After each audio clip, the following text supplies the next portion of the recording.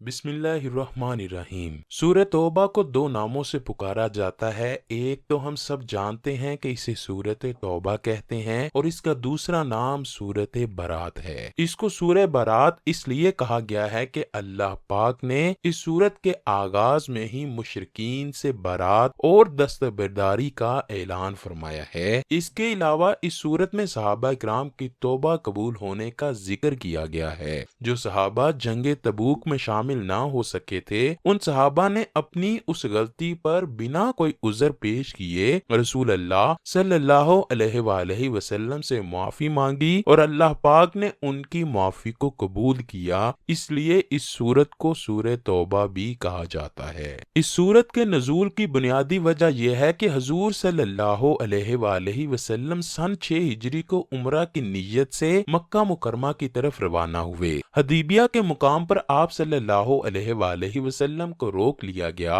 حضور اکرم نے حضرت عثمان بن عفان کو رؤسائے مکہ کے ساتھ مذاکرات کے لیے بھیجا۔ بالآخر جو شرائط طے ہوئی ان میں ایک شرط یہ بھی تھی کہ اس سال آپ صلی اللہ علیہ وآلہ وسلم بغیر عمرہ کیے مدینہ واپس چلے جائیں اور آئندہ سال آئیں اور آ کر عمرۃ القضاء فرما لیں۔ اس میں ایک بات یہ بھی تھی کہ 10 سال تک مسلمان اور مشرکین کفار آپس میں لڑیں گے نہیں، یعنی نہ لڑنے کا معاہدہ تھا۔ اس معاہدے کی ایک شک یہ بھی تھی کہ دیگر قبائل میں سے جس قبیلے کا جی چاہے وہ مسلمانوں کا حلیف بنے اور جس کا جی چاہے وہ کفار کا حلیف بنے، اور جو قبیلہ جس کا حلیف بنے گا وہ بھی ان شرائط کا اسی طرح پابند ہوگا جس طرح مسلمان اور مشرکین اس معاہدے کے پابند ہیں۔ مکہ مکرمہ میں 2 قبیلے تھے، ایک قبیلہ بنو بکر تھا اور ایک قبیلہ بنو خزاع تھا۔ ان میں سے قبیلہ بنو خزاع نے مسلمانوں کا حلیف بننے کا عہد کر لیا اور دوسرے قبیلے نے کفار کا حلیف بننے کا عہد کر لیا۔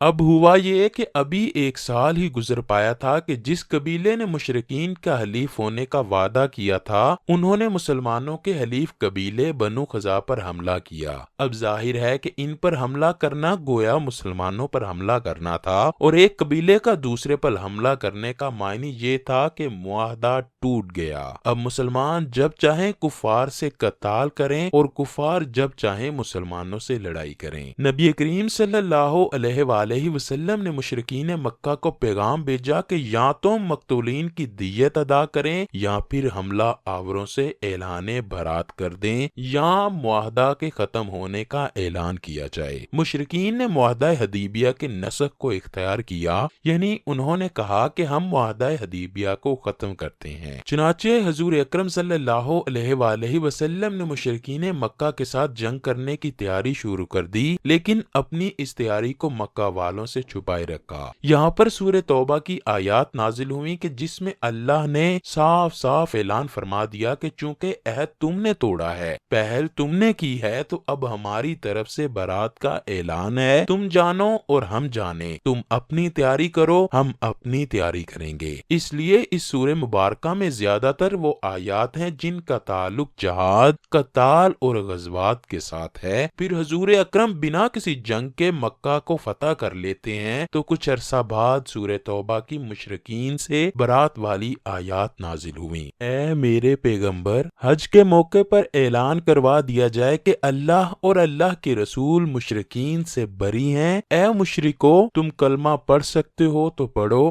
اگر کلمہ نہیں پڑھ سکتے تو پھر تمہاری گردنیں کاٹ دی جائیں گی۔ اگر عرب میں رہنا ہے تو کلمہ پڑھنا ہوگا، اس کے علاوہ عرب میں نہیں رہ سکتے۔ یہ آیات جب نازل ہوئی تو رسول اللہ صلی اللہ علیہ وآلہ وسلم نے حضرت ابو بکر صدیق اور حضرت علی کو حکم دیا کہ میدان عرفہ میں جب لوگ جمع ہو جائیں گے، سارے قبائل ہوں گے، تو آپ نے یہ اعلان کرنا ہے۔ اس کا نتیجہ یہ ہوگا کہ تمہارا اعلان تمام قبائل میں پھیل جائے گا۔ چنانچہ انہوں نے اس موقع پر رسول اللہ صلی اللہ علیہ وآلہ وسلم کی طرف سے اعلان فرمایا۔ اس کے بعد اس سورت میں غزوہ تبوک کا پس منظر اور اس کے حالات کا ذکر کیا ہے، جس کا منظر یہ تھا کہ ایک طرف مسلمانوں کی فصلیں تیار تھیں اور دوسری طرف موسم کی شدت اور تبوک کا دور دراز کا سفر سامنے تھا۔ ان حالات میں منافقوں نے ایک ایک کر کے اس غزوے سے فرار کا راستہ اختیار کیا، جن میں ایسے لوگ بھی تھے جنہوں انہوں نے مختلف بہانے بنا کر رسول اکرم صلی اللہ علیہ وآلہ وسلم سے جنگ سے پیچھے رہ جانے کی اجازت طلب کی۔ آپ منافقین کی بدنیتی اور لشکر اسلام کو ان کی شرارتوں سے محفوظ رکھنے کے لیے اجازت دیتے رہے۔ منافقین کے سوا مدینہ میں مسلم خواتین اور معذور صحابہ باقی تھے، جو چند صحابہ کسی عذر کے بغیر محض سستی کی بنا پر پیچھے رہ گئے۔ اللہ کے رسول نے تبوک سے واپسی پر ان لوگوں کے ساتھ سوشل بائیکاٹ کا اعلان کیا،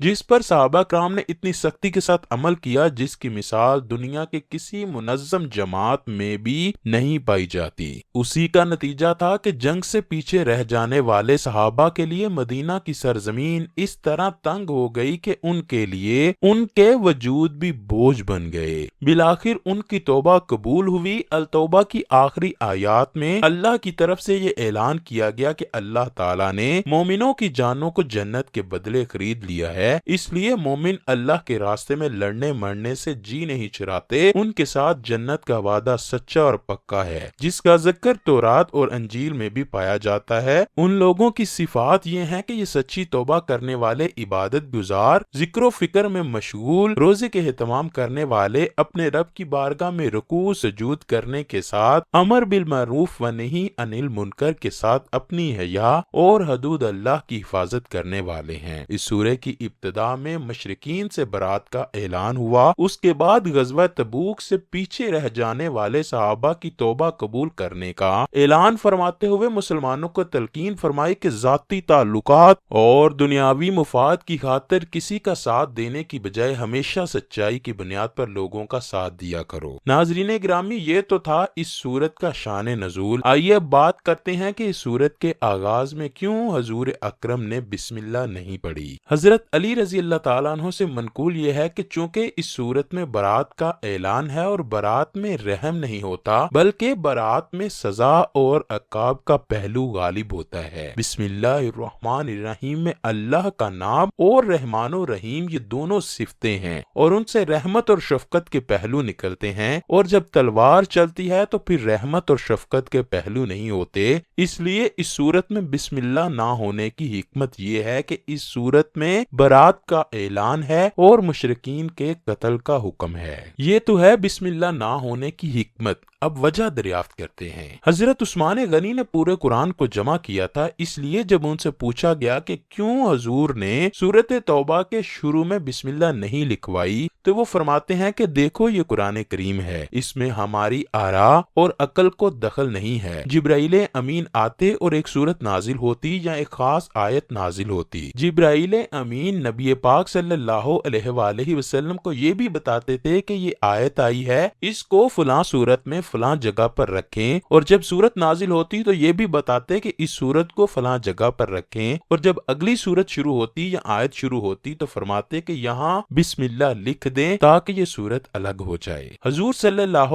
علیہ وآلہ وسلم کی عادات مبارکہ یہ تھی کہ جب بھی کوئی آیت نازل ہوتی تو آپ صلی اللہ علیہ وآلہ وسلم کاتبین وحی صحابہ کو بلا کر اس آیت کو جس جگہ جس سورت میں لکھنا ہوتا تھا بتلا کر اس آیت کو لکھوا لیتے۔ لیکن یہ آیتیں جنہیں سورہ توبہ کے نام سے جانا جاتا ہے، ان کے متعلق حضور نے کچھ ارشاد نہیں فرمایا کہ انہیں کس سورت میں کس جگہ پر لکھنا ہے، اس لیے ایسا سمجھا جا سکتا ہے کہ یہ بھی ایک مستقل سورت ہوگی۔ تاہم سورہ انفال کی آخری اور سورہ توبہ کی ابتدائی آیات کے مضامین میں مناسبت پائی جاتی ہے۔ دونوں صورتوں میں مناسبت کی وجہ سے سورہ توبہ کو سورہ انفال کے بعد رکھا گیا۔ دوسری طرف جب ایک سورت کو دوسری سورت سے علیحدہ کرنا ہوتا ہے تو بیچ میں بسم اللہ لکھی جاتی تھی تاکہ یہ معلوم ہو جائے کہ دونوں صورتیں الگ الگ ہیں۔ سورہ توبہ کے شروع میں بسم اللہ لکھوائی نہیں گئی تاکہ ماں قبل والی سورت کے ساتھ اس کا تعلق ہونا سمجھ میں آئے، اور چونکہ یہ بات واضح نہیں تھی کہ سورہ توبہ الگ سورت ہے یا سورہ انفال ہی کا جز ہے، اس لیے دونوں پہلوؤں کو مد نظر رکھتے ہوئے صحابہ کے زمانے میں جب حضرت عثمان نے قرآن کو جمع کیا گیا تو اس کے شروع میں بسم اللہ نہیں لکھی گئی اور اگلی سورت سے اس کو الگ بتایا گیا تاکہ دونوں سورتوں کو ایک نہ سمجھا جائے۔ ناظرین گرامی، یہاں ہم آپ کو بتاتے چلیں کہ جب آپ سورہ انفال ختم کریں تو بغیر بسم اللہ پڑھے سورہ توبہ کو شروع کر دیں، لیکن اگر تلاوت ہی سورہ توبہ سے آپ شروع کریں تو پھر اعوذ باللہ بھی پڑھیں اور بسم اللہ بھی پڑھیں، کیونکہ اب یہ بسم اللہ سورہ توبہ کی وجہ سے نہیں ہے، بلکہ یہ بسم اللہ اس وجہ سے ہے کہ آپ نے قرآن کریم کی تلاوت کا آغاز کیا ہے، اور جب قرآن کا آغاز کریں تو اعوذ باللہ بھی پڑھیں اور بسم اللہ بھی پڑھتے ہیں۔ اللہ سے دعا ہے کہ اللہ تعالی ہم کو قرآن پاک کی زیادہ سے زیادہ تلاوت کرنے کی توفیق دے،